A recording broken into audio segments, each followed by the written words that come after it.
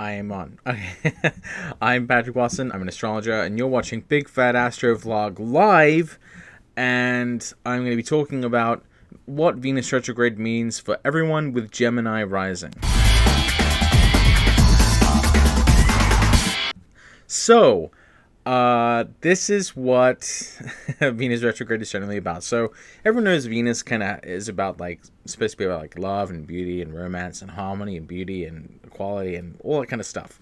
And it is. It isn't just about those things. You know, at its core, Venus is about bringing people or things together. And it just depends on what exactly is being brought together, you know, that makes that a good or a challenging thing. So, typically, when Venus is going direct, which it does most of the time, you know, Venus is sort of acting as expected. But when Venus goes retrograde, Venus is acting contrary to how we expect. So it kind of does this unifying function, but in some strange ways. So, for example, if two people are in a relationship, and it's a committed, exclusive relationship, then, you know, Venus going retrograde for them might be one of them having an affair. You know, that would be kind of, I mean, they're being brought together, but, you know, with someone else rather than the person they were with. Like, so that's sort of a very typical Venus retrograde experience is, you know, dealing with the notion of challenge relationships or broken relationships or relationships which cross some sort of boundary. So oftentimes during Venus retrogrades, you see people get together who otherwise wouldn't, who you wouldn't expect or shouldn't, if you want to pass your value judgment on it. So it kind of does that. It can be scandalous. That's really a very Venus RX type thing is scandal, especially you know, sort of a moral scandal like that, especially regarding, you know, something about desire or intimacy, relationships, that kind of thing. So it's like it takes these things which we normally consider to be good and it kind of flips them on the head. So, for example, I think it's very appropriate that right now with this Venus-Mars square going on, there's, you know, this topic of sexual crimes and sexual assault going on in the news. You know, with the sexual assault allegations against, you know, Brett Kavanaugh and all that kind of stuff. And I think with Venus going retrograde, this is, you know, this is going to be you know, a really big period of reckoning for, you know, everyone who is, you know, trying to figure out if these allegations are true, you know, and feeling, you know, that the crimes committed against women, you know, aren't punished fairly, aren't believed, and that sort of thing. And I think that, you know, this big focus on this is such a sort of, it's such a perfect segue in some ways. Now, obviously, it's really unfortunate that everything's happening, but it's a perfect segue into this Venus retrograde storm, you know, of especially when people get to really vote, you know, feeling this way, you know, with the midterm elections coming up. So that could have potentially a big impact on the balance of power in DC. But this is all kind of big picture stuff. We want to talk about what does Venus retrograde mean for you as an individual. So let's talk about what Venus means generally. So Venus means, you know, it's generally going to be about your aesthetic sense, your what you're attracted to, what you find beautiful, what's sacred to you. That's what the kinds of things that Venus is going to tell you when you look at Venus in your chart, what sign it's in, what house it's in, what phase it's in with the sun. But in general, since the only thing I know about you is that you have a Gemini rising, is that Venus rules two specific areas of your chart as well. Since you were born with Gemini rising, Taurus is one of the signs that Venus rules, and that is your 12th house. So Venus is going to be speaking for the topic of rivalries, weaknesses, seclusions. In prison is just more of a symbolic term. I mean, it can be literal, but it's the ways in which we're kind of taken away from like our regular experience, and it's usually a kind of weaker part of our charts in our lives.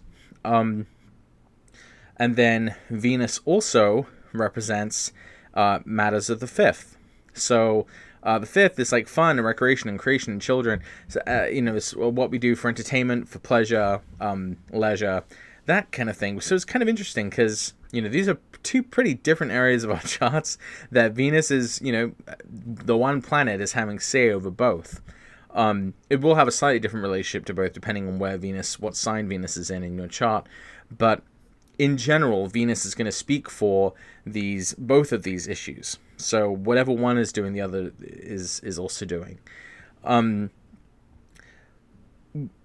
might wonder, like, how can Venus rule my 12th? Like, Venus is supposed to be like really, really nice, but like the 12th sounds terrible.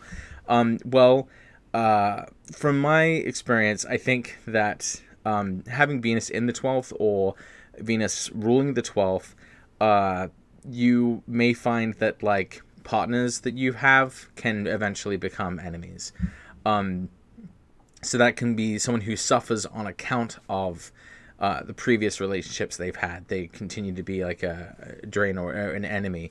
And I guess you could say that's true about like most relationships. But I mean, sometimes that's not true. I mean, some people have like really great like friendships with their exes, which I don't quite understand myself, but I do acknowledge that happens, and I think that other people, I think most people probably just like leave exes in the past. They don't, carry them around with them. But I think for some small number of people, at least, there's people who, are haunted by the exes that they have, either,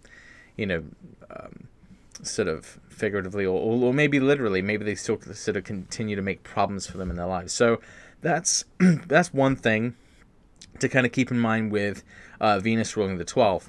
With Venus ruling the 5th, these are pretty compatible notions, right? I mean, Venus is like what's pleasurable, what's fun, what's exciting, what's lovely, what's nice, what's pleasant and sweet. And the 5th house is like all this kind of cool stuff, better stuff, like, entertainment, children, being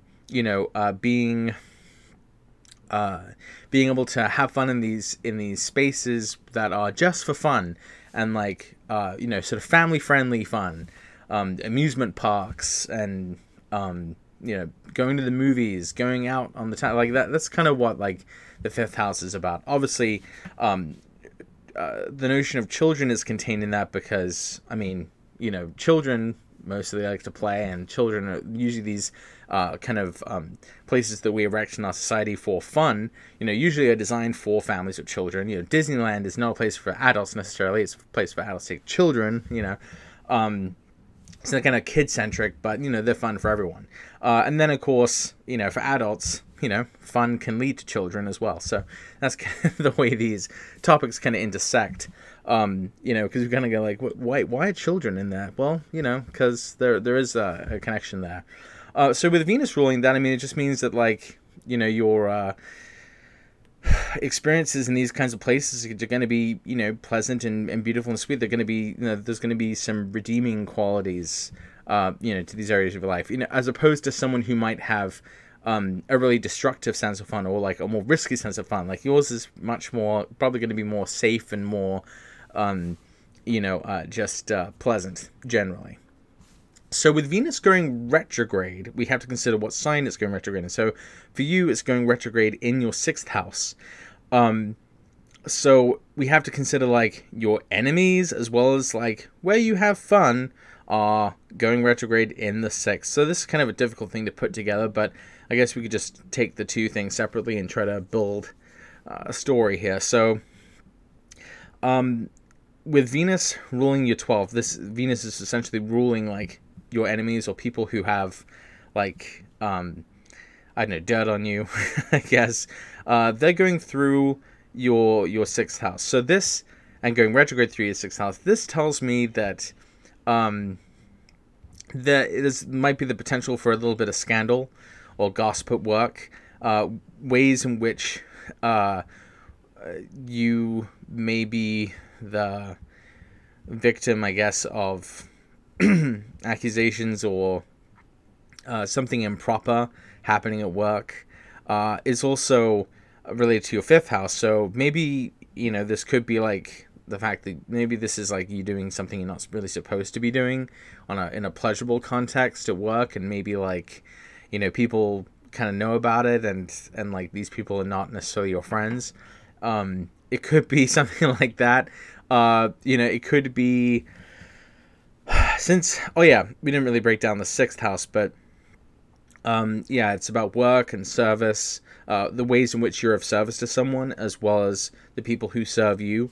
It can be, in the olden days, it was about slavery, but, I mean, we still have slavery today in the modern world, but, I mean, not quite like we sort of popularly kind of understand. You know what I mean?